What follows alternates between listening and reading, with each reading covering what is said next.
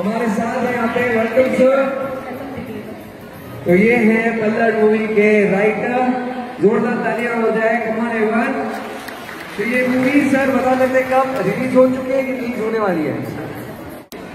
4 नोव्हेंबरला माझी मराठी फिल्म याची त्याचा मी रायटर आहे, ती फिल्म आपल्या अख्ख्या महाराष्ट्रात रिलीज होत आहे।